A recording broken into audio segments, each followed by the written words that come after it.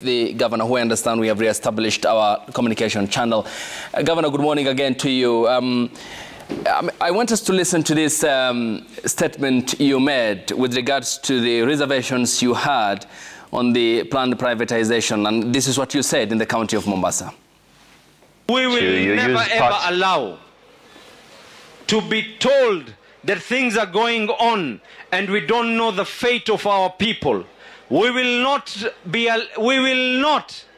part and parcel of a conversation that the people of Mombasa have been sidelined in a natural resource that the people of Mombasa and Kenya in general believe and they can see. Kama hawaioni ile bahari kwa Mombasa, wataisikia pengine vipofu.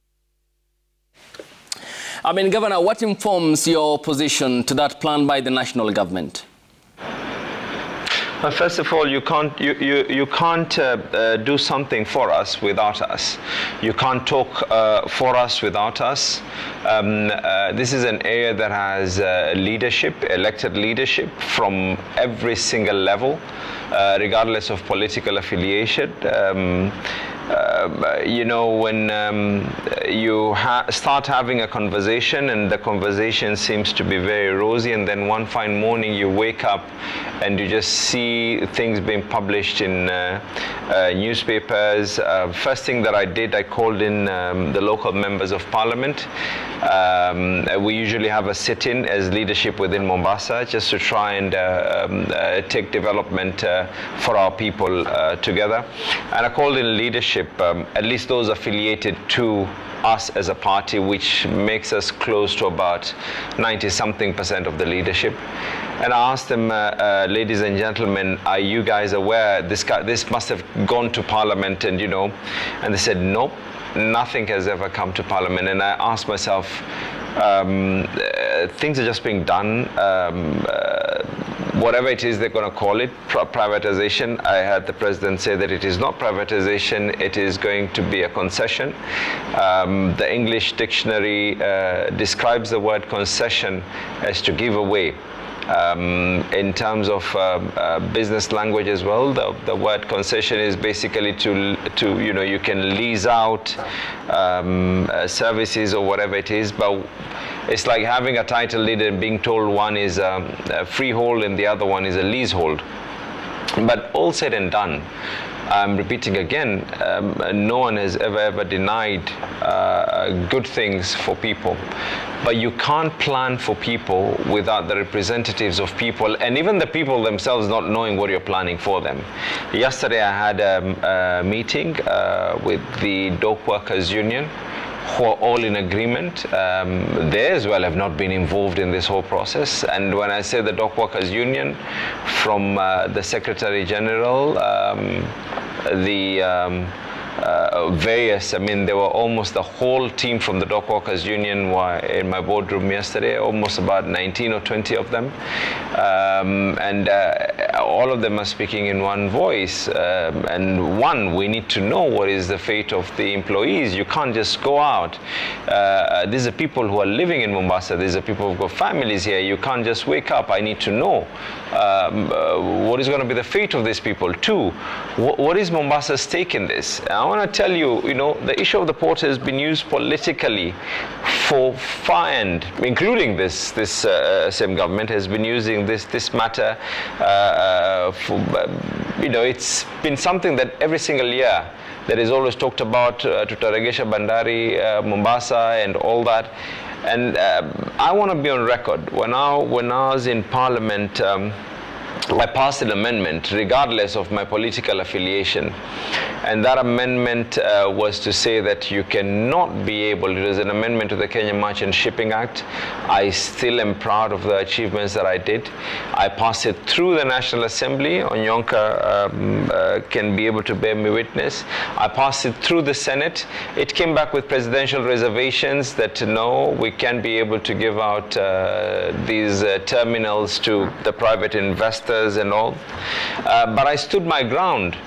And I still stand to my ground that Mombasa needs to be able to benefit from the port one way or the other. If we're not going to have this conversation now, if it's going to be an issue for concession, this is where the danger is. You are planning something without even the representation of the people being involved in that planning, without even the county government involved in any way. We're looking at, God willing, my 10 years in office. If this concession is going to be for about 35 to 40 years, I don't expect a concession anyone to be able to accept for less than that. That means this conversation cannot even be initiated again on the need for Mombasa to be able to benefit from the port for the next 10 years. And then it's going to be the third governor from me, the fourth governor from me. That is, if every one of them does like about 10 years. This conversation is going to be started from the fifth governor after me. If every one of us has about 10 years, is when we're going to even start thinking. So let it be known. I mean, we want to know. It's a very, very simple thing. We want to be able to know. It's a conversation that we have had with the president, and I think it is important for the president also to be able to be on the loop that we, as a county government, we are totally not even aware. I've only seen like about 3 or 4 pages of what it is that they intend to do, like a highlight of the whole thing. This is not something that has been presented to the members of parliament. The dock workers union as well, I'm telling you, by yesterday I was with them. They don't know what is going to be their fate in this whole thing. You've got employees, you've got people who are living there, you know.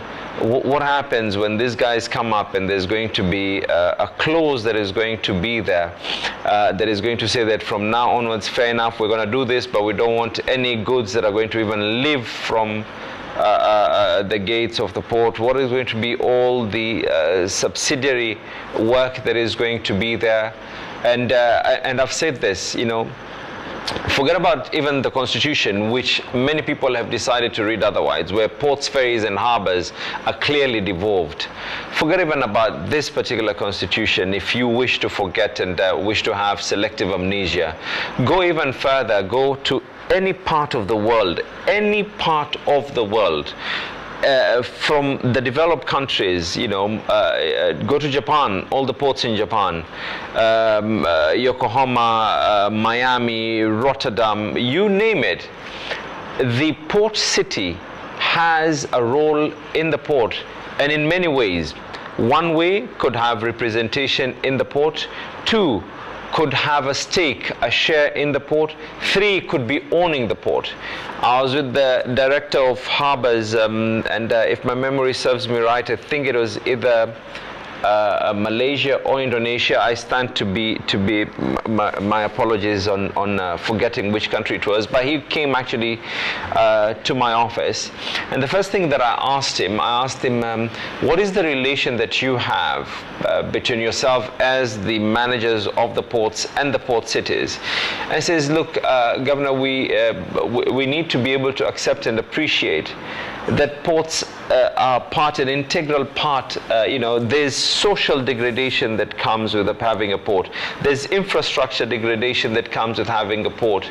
There's so much that is involved. There's a day population that is always coming into all these things that we're talking about right now. Okay, Governor, thank you. We have a health facility right outside the port. Thank you, Governor. We have the cost general. We have everything else. We need to be able to run and have resources. What is so different from about Mombasa than everywhere else? I take your point, Governor. Thank you. And I just want to follow up because, and we have to save on time here. Senator, I'll come to you briefly. When you met the president, as you have stated, I mean, what were then your proposals to address your grievances? I mean, do you want a role in the operations, even if that happens or transpires? And what was his response when you met him, briefly?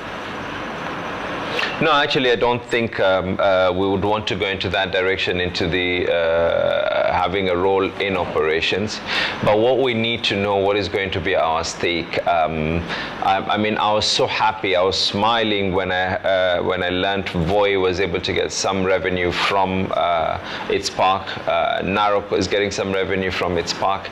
We need to be able to get something. We need to run as a county. This is a county that is right now getting about 650 million shillings on a monthly basis. Our salaries alone about 530 after the new taxes that were able to come over. So everything else that we're doing is, everything is 100% on source revenue. Everything that we're seeing doing right now, you know, from the NHIF rollout that we've done for more than 16,000 families, to the free feeding program, which no parent pays as long as your child is an ECD owned by the county government. It's 100% paid by the county government of Mombasa.